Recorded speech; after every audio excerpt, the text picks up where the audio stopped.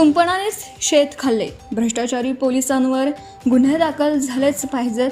पोलिसांच्या मदतीने अवैध धंद्यांना ऊत, गुन्हे तपासात निष्क्रियता म्हणून पोलिसांवर गुन्हे दाखल करण्याची मागणी सामाजिक कार्यकर्त्या तथा उपोषणकर्त्या श्रीमती सविता विजय वसावे यांनी उपविभागीय पोलीस अधिकारी शहादा दत्ता पवार यांच्याकडे मागणी केली. धडगाव पोलीस स्टेशनलगत 100 मीटरवर शासनाने बंदी घातलेले मटका व पत्त्याचा फुंदीचा स्वतंत्र गल्लीत खुलेआम जुगार पोलीस निरीक्षक राजेंद्र जगताप यांच्या आशीर्वादाने चालू आहे. यातून पोलिसांना लाखो रुपये मिळतात.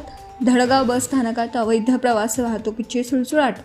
धडगाव पोलीस ठाण्यात दिनांक 12 डिसेंबर 2025 रोजी फिर्यादी सविता विजय वसावे यांच्या तक्रारीवरून खंडणी, सामाजिक बहिष्कारापासून व्यक्तीचं संरक्षण कायदा 2016 अन्वये गुन्हा दाखल करण्यात आला.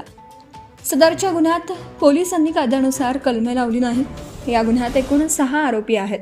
पोलिसांनी जाणीवपूर्वक आरोपीला वाचवण्याच्या उद्देशाने 3-5 सामायिक इरादा, 61-2 गुन्हा करण्याचा कट रचणे, 238 पुरावा नष्ट करणे तसेच सामाजिक बहिष्कारापासून व्यक्तीचं संरक्षण कायदा कलम 3 हे अतिमहत्त्वाचे कलम दाखल. गुन्ह्यात पोलिसांनी आरोपीला शिक्षेपासून वाचवण्याकरिता जाणीवपूर्वक कलम लावले नाहीत. आरोपींवर 8 गुन्हे दाखल असताना त्याला वाचवण्यासाठी पूर्व अभिलेख कोर्टात न देता पोलीस न्यायालयाची सुद्धा दिशाभूल करतात. म्हणून पोलिसांवर गुन्हा दाखल करण्याकरिता 10 एप्रिलपासून उपविभागीय पोलीस अधिकारी कार्यालय शहादा येथे आमरण उपोषण छेडलं. पोलीस अधीक्षक नंदुरबार श्री श्रवणकुमार एस दत्त हे आल्यापासून 1000 पेक्षा अधिक गुन्हे अवैध दारू विक्री, वाहतूक, निर्मातीबाबत दाखल आहेत.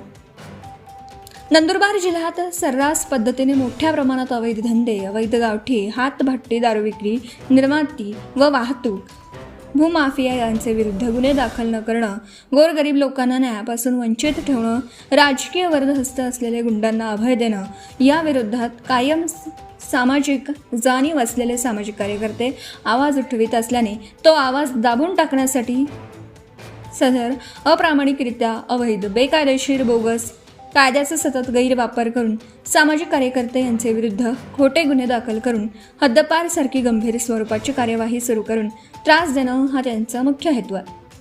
आपल्या पदाचा, वर्दीचा, अधिकाराचा दुरुपयोग करून कॉन्ट्रॅक्ट किलर व भ्रष्ट पद्धतीने मनमानी कारभार करीत आहेत, असा आरोप आदिवासी महिलांनी केला. Subscribe now and press the bell icon. Never miss an update.